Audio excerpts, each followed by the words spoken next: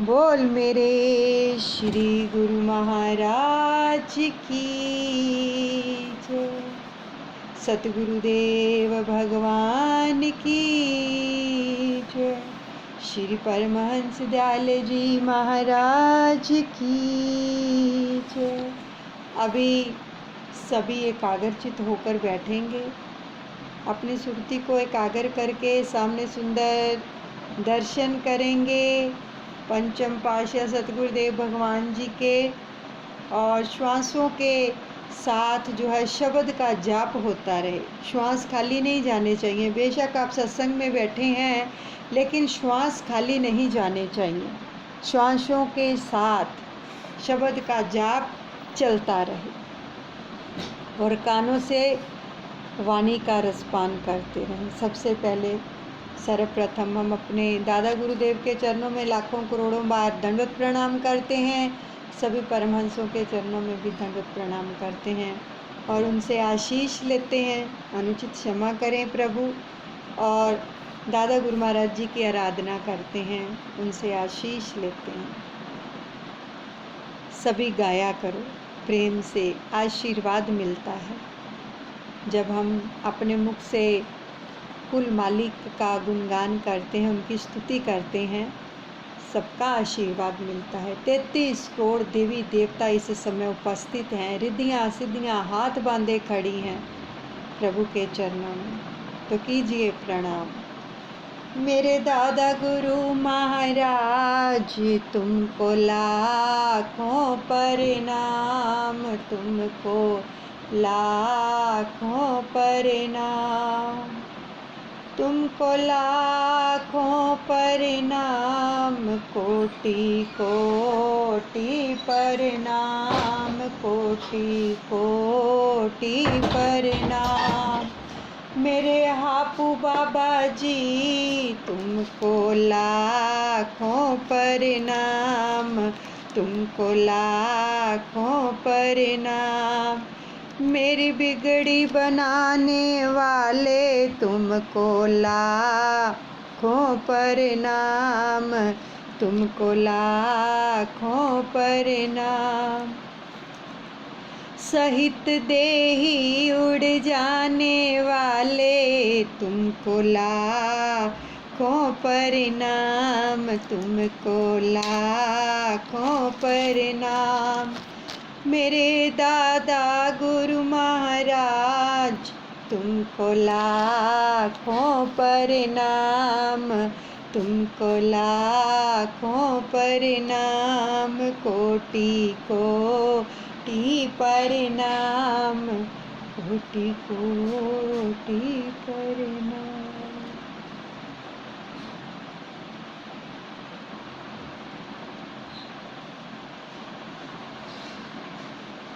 बड़े ही प्रेम से रसपान करेंगे। आगे का जो प्रसंग आ रहा है अमर ज्योति दर्शन में पंचम पातशाह की प्यारी जीवन लीलाओं का। पारदर्शिता।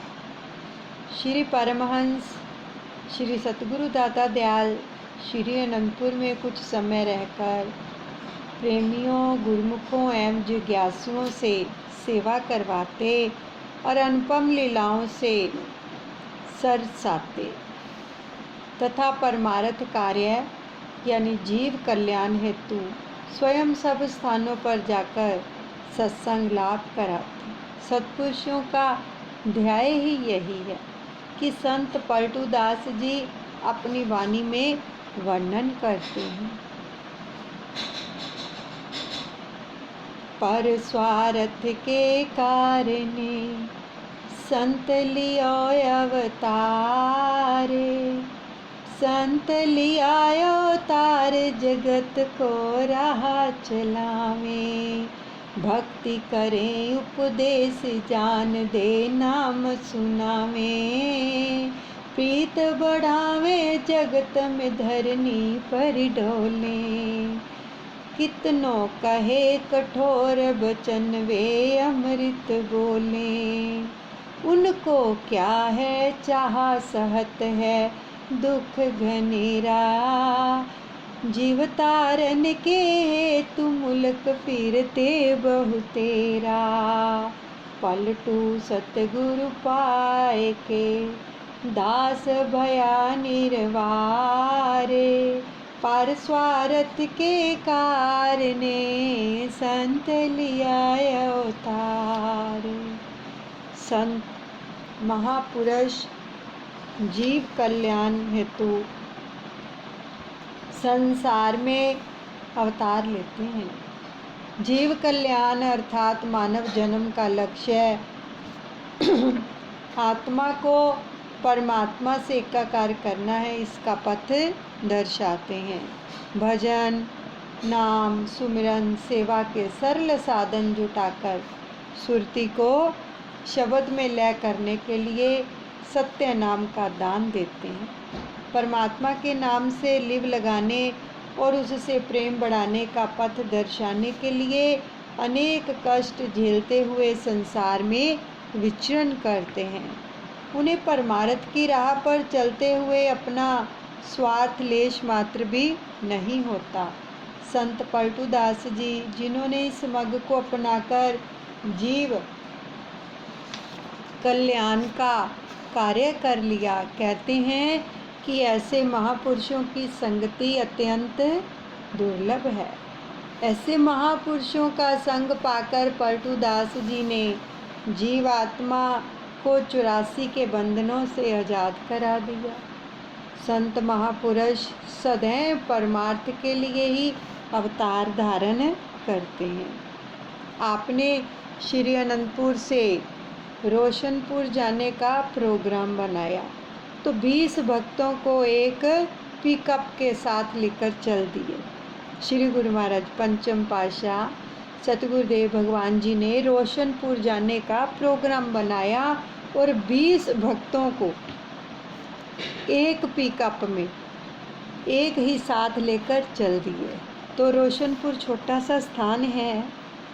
महापुरुषों की मौज जिस धरती को सौभाग्यशाली बनाने और प्रेमी जोग्यासुओं की आत्मिक तृषा बुझाने की होती है, वहाँ पर कृपा बरसाते हैं। मार्ग में मुरादाबाद में प्रेमी भक्तों का होटल था, तो आपने उन्हें संदेश भिजवाया कि उनके गृह में बने श्री मंदिर में श्री मूर्तियाँ विराजमान करेंगे। तो अधिक संगत को नहीं बुलाना, केवल अपनी राहबर जो बाई प्रेम अविनाशानंद जी को बुला लेना। बाहर दूर स्थान पर टेंट लगवाना, सत्संग का कार्यक्रम वहीं पर होगा, ये फरमाया।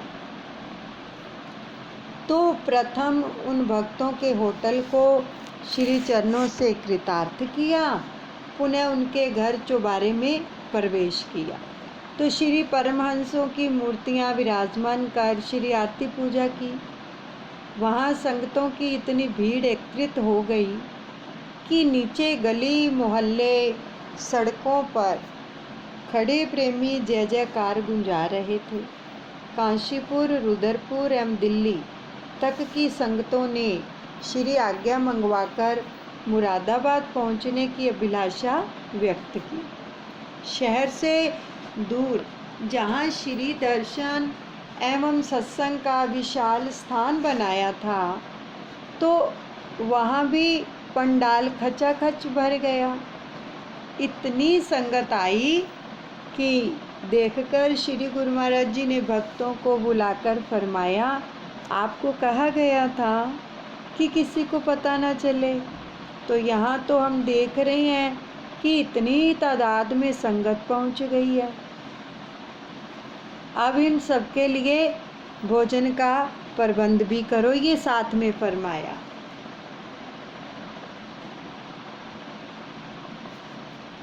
तो भक्तों ने विनय की, प्रभु सूर्य उदय हो जाने पर रोशनी को कौन रोक सकता है?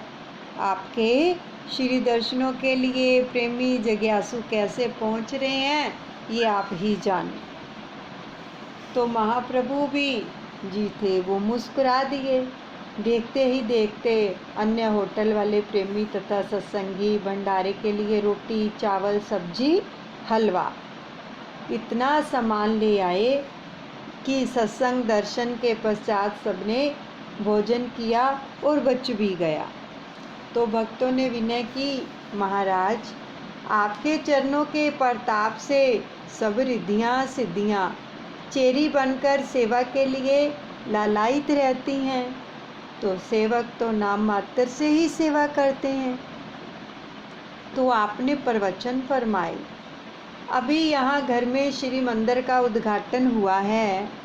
श्री परमहंस महान विभूतियाँ हर घर मंदिर में विराजमान होंगी। ये साथ में प्रवचन भी फरमा दिए। यहाँ पर बड़े बड़े सत्संग आश्रम बनेंगे। सब गुरुमुखों को मानव जीवन सफल बनाने के सरल साधन मिलेंगे। सब गुरुमुख सेवा, सुमिरन, सत्संग, श्री दर्शन का लाभ उठाते हुए कृतार्थ होंगे। महापुरुषों ने फरमाया है, परमात्म से आत्मा जुदा रहे बहुकाल, सुंदर मेला कर दिया सतगुरु मिले दयाल। सतपुरुष केवल यही एक मिशन लेकर संसार में अवतरित होते हैं कि मालिक से बिछड़ी हुई रूहों को उनके साथ मिलाने का साधन बतलाते हैं, युक्ति बतलाते हैं तथा साधन नियमों का दृढ़ता से पालन करने का पथ सुझाते हैं। तो वे संस्कारी भगत हैं। भक्ति, परमार्थ और नाम की कमाई करने का सुअवसर मिला है। ऐसा सुअवसर हर एक प्राणी को नहीं मिल सकता। तो सृष्टि में अनेक जीव हैं जिन्हें मनुष्य जन्म की प्राप्ति हुई है, परंतु वे इसकी कदरों कीमत नहीं जान सकते, इस जन्म से लाभ नहीं उठा सकते। कारण ये है कि उन्हें संतों की संगति का संयोग नहीं मिला। आप जैसे गुरुमुख सत्संगति से भक्ति व नाम की कमाई करके जीवन के एक एक पल, एक एक श्वास को लेखे लगाते हुए आनंदमयी सुख स्वरूप बन जाएंगे। आपने फरमाया कि अब आप सबने श्री दर्शन एवं सत्संग लाभ प्राप्त कर लिया है। तो रोशनपुर का स्थान छोटा है, वहाँ केवल 2-3 दिन का ही प्रोग्राम है। गुरुमुख प्रेमी अपने घरों में बैठकर नाम सुमिरन करें। श्री मौज में आकर पुनः श्री वचन फरमाए कि भाई प्रेम अविनाशानंद जी मुरादाबाद में भी सत्संग भवन बनाएंगी और कई आश्रम बनाकर गुरुमुखों को भक्ति पथ पर लगाएंगी। तो यह गुप्त प्रेम की मूर्ति है। कालांतर में यह वरदान फलीभूत हुआ और बाई जी सत्संग प्रचार करते हुए कई रूहों को शरणागति पथ दर्शाते हुए निष्ठापूर्वक अंतिम समय तक सेवा में जो थी संलग्न रही। रोशनपुर, आगे का प्रसंग रोशनपुर का। आपके दिव्य तेज ने प्रेमी गुरुमुखों में अलौकिक आकर्षण भर दिया। रोशनपुर में प्रेमी गुरुमुख एवं जिज्ञासुओं का आगमन श्री अनंतपुर का समागम बन गया। मुरादाबाद तक प्रेमी जाने कहाँ कहाँ से आ रहे थे। तो आगे रेलवे लाइन छोटी होने से उन्हें रोशनपुर में पहुँचने में मुश्किल हो रही थी। तो आपने पुनः मुरादाबाद से जो भक्तों को बुलाकर कहा कि कोई भी प्रेमी श्री दर्शन किए बिना वापस ना जाए। देखो प्रभु कितना प्रेम करते हैं अपने प्रेमियों से, कितना ध्यान रखते हैं और उनकी व्याकुलता ने हमें भी व्याकुल बना दिया है। कई जन्मों के पुण्य कर्मों से ही ऐसी जागृति होती है। तो भक्तों ने मुरादाबाद से रोशनपुर तक स्पेशल ट्रेन का प्रबंध कर दिया और विलक्षण जैसे ही ट्रेन स्टेशन पर आती, प्रेमी गुरुमुख श्री अनंतपुर वासी भगवान की जय जयकार और जय घोष गूंज जाते। वहाँ ऐसा लगता था कि गुरु महिमा के भजन और जय जयकार से चलती ट्रेन में श्री गुरु महाराज जी स्वयं आकर विराजमान हो गए हैं। एक ट्रेन के गुरुमुख जिज्ञासु श्री दर्शन व प्रवचनों से कृतार्थ होकर उस ट्रेन में लौटते तो पुनः दूसरी ट्रेन की बारी आती। तो महात्मा परम योगानंद जी एवं महात्मा दर्शन अलखानंद जी ने विनय की, प्रभो यहाँ तो संगतों की कतारें लग गई हैं, अब इस स्थान को बड़ा बना लीजिए। तो आपने फरमाया, सर्वप्रथम श्री अनंतपुर, श्री प्रयागधाम व श्री संतनगर जो प्रमुख आश्रम है उन्हें विकास देना है। देश विदेश के प्रेमी जिज्ञासु श्री अनंतपुर के महान केंद्र से भक्ति एवं सत्संग लाभ उठाने को आतुर हैं। श्री परमहंस दयाल जी की मौज ही सर्वोपरि है। तो इस प्रकार आपने रोशनपुर में गुरुमुख प्रेमियों को कृतार्थ कर काशीपुर होते हुए श्री अनंतपुर में कृपा की। आपने श्री अनंतपुर में भक्तों की तरफ श्री मंदिर तक जाने के लिए पक्की सड़क एवं कुछ नए भवन निर्माण का कार्य आरंभ करवा दिया था। पुराने मकानों की कुछ छतें पत्थरों से बनी हुई थी और कुछ टीन की चादरों से बनी हुई थी। इनमें बदलाव एवं नव निर्माण धीरे धीरे आरंभ होने लगा। तो अब एक पुरातन दृश्य श्री अनंतपुर प्रेमी गुरुमुखों के सम्मुख आया। आप उस समय श्री प्रयागधाम में विराजमान थे। श्री अनंतपुर में 7 दिनों तक दिन रात भारी वर्षा होती रही। तो श्री अनंतसर में पानी सीढ़ियों से ऊपर फर्श तक पहुंच गया। नीचे रहने वाले गुरुमुखों के कमरों की छतों से अंदर इतना पानी भर गया मानो बाढ़ आ गई हो। बस द्वारा गुरुमुख श्री परमहंस द्वैत मंदिर में पहुंचते नीचे के कमरे जिन पर चुबारे नहीं थे उनमें रहने वाले गुरुमुखों को ऊपर के कमरों में स्थानांतरित किया गया। गुरुमुख लंगर से एक बार ही 3 समय का भोजन कर क्या घर ले जाते थे। तो उस समय यहाँ सबके मन में यही आभास हो रहा था कि देवराज इंद्र द्वापर युग का नज़ारा दिखा रहा है। 7 दिन तक वर्षा होती रही थी ना।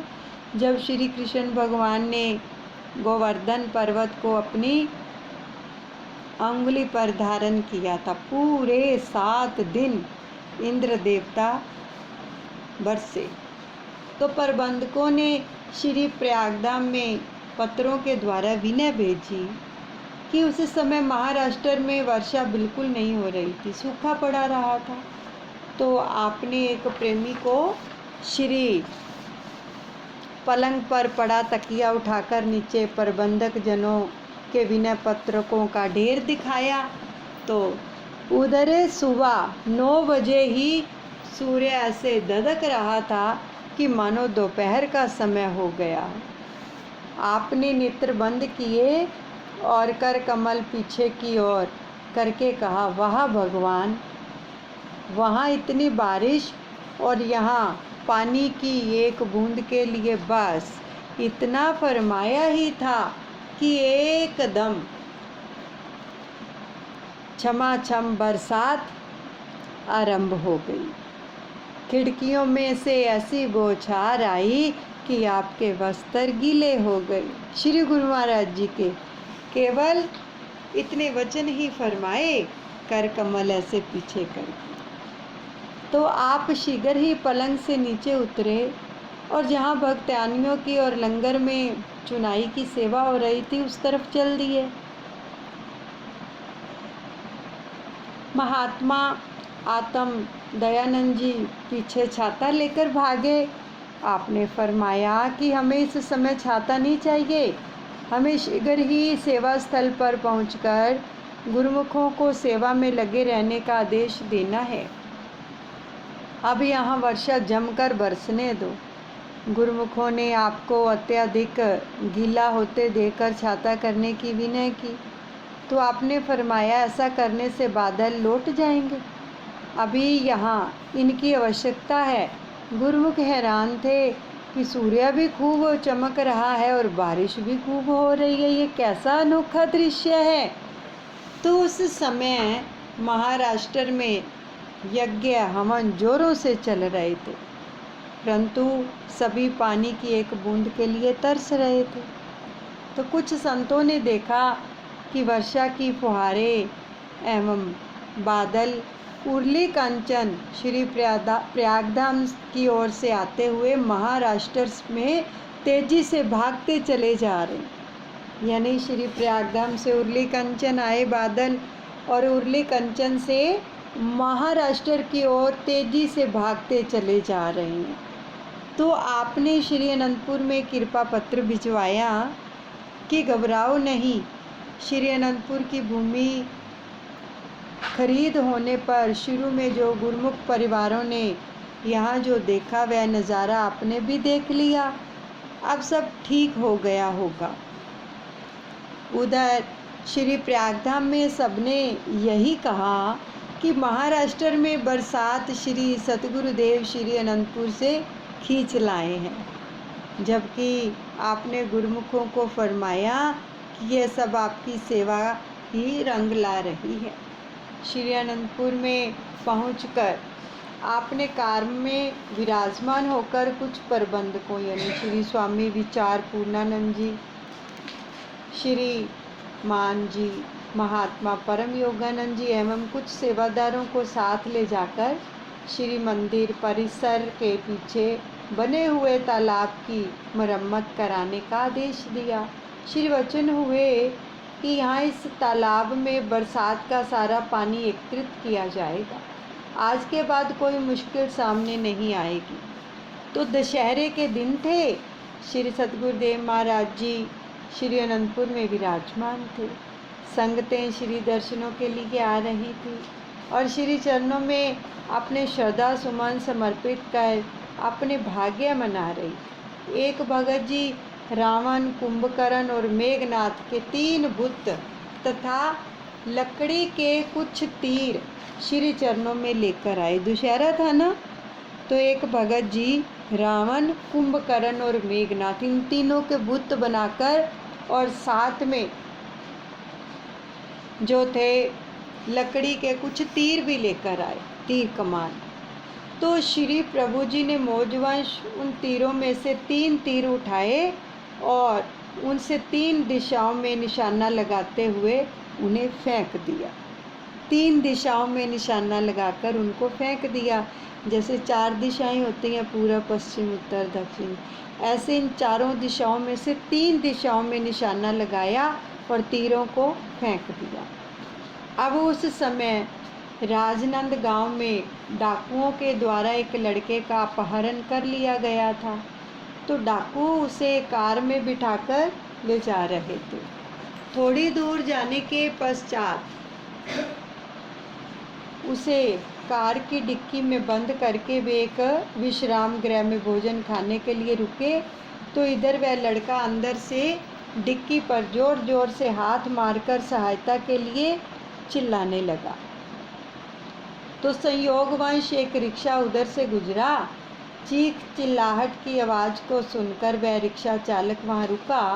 उसने जैसे तैसे डिक्की खोल दी और वह बच्चा जो था वो बच्चा झट से बाहर आ गया। अब डाकू भोजन खाकर लौटे तो डिक्की खुली देखकर तुरंत कार की ओर दौड़े। अब बच्चे को वहाँ ना पाकर उसे पकड़ने की चेष्टा में इधर उधर भागने लगे। तो उस समय एक पुलिस की गाड़ी वहाँ पर आ गई। तो पुलिस जो कर्मचारी थे उन्होंने बच्चे को डाकुओं के चुंगल से बचाने के लिए गोलियां चला दी। अब गोलियां चलाई, परंतु आश्चर्य की बात जो घटी कि वह ये कि लड़के ने स्वयं अपनी आंखों से देखा कि पुलिस की बंदूकों से गोलियों के स्थान पर तीर निकल रहे हैं। तो बच्चे को पुलिस ने संरक्षण में ले लिया। तो उससे पूछताछ करके उसके माता पिता को नागपुर बुलाया और बच्चे को उन्हें सौंप दिया। वो नागपुर का बच्चा था। तो उसके माता पिता दोनों गुरुमुख थे। उन्होंने विचार किया कि घर जाने से पहले श्री अनंतपुर जाकर क्यों न श्री गुरु महाराज जी की कृपा का आभार प्रकट करें, यानी धन्यवाद करें, शुक्राना करें गुरु महाराज जी का।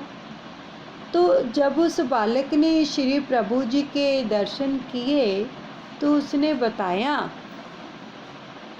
कि वह रिक्शा चालक और कोई नहीं, स्वयं श्री प्रभु जी ही थे।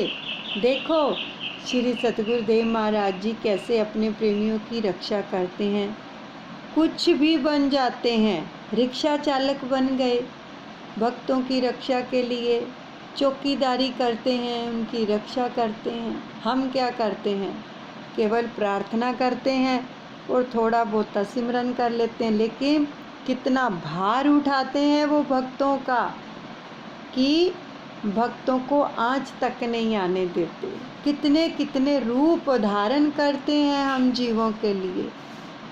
फिर सच बताओ, प्यार कौन करता है, हम करते हैं या वो करते हैं? प्रभु करते हैं हमसे प्रेम। हम तो कर ही नहीं पाते इतना प्रेम जितना वो करते हैं। तो बलिहार जाएं ऐसे सतगुरु के जो पल पल अपने प्रेमियों की रक्षा करते हैं, उनकी चौकीदारी करते हैं। तो आप श्री अनंतपुर में पर्व मनाते और गुरुमुखों के अंतर मानस में मनुष्य जन्म के लक्ष्य को पाने के लिए नई चेतना, नई उमंग भरते और हर समय यहाँ आनंद एवं खुशी के समागम बनाते। श्री दर्शन के समय मत्था टेकते हुए कई प्रेमी अपनी शंका श्री चरणों में जो थे भी ना करते, जो भी उनको शंका होती तो श्री चरणों में रखते। तो आप उनका समाधान करते हुए प्रेमियों को पूर्णतः संतुष्ट कर देते। एक बार एक भगत जी ने विनय की, प्रभु मेरी भक्त्यानी के मन में संतान की बहुत लालसा है, तो यह प्रतिदिन 7-8 घंटे भजन करती है। संतान नहीं थी उनके घर में, तो आकर प्रभु के चरणों में वो प्रेमी विनती करते हैं अपनी पत्नी के लिए भी 7-8 घंटे भजन करती है, मन में उसको लालसा है कि बच्चे को पाने की, संतान नहीं है। तो भजन करते हुए इसे कभी नूरानी ज्योत के दर्शन नहीं हुए। बल्कि आश्चर्य की बात तो ये है कि जब यह भजन में लीन होती है तो इसे अपने चारों ओर नीच योनियां घूमती हुई दिखाई देती हैं। ऐसा सब होते हुए भी ये भजन नहीं छोड़ती। बड़े ध्यान से सुनो वचनों को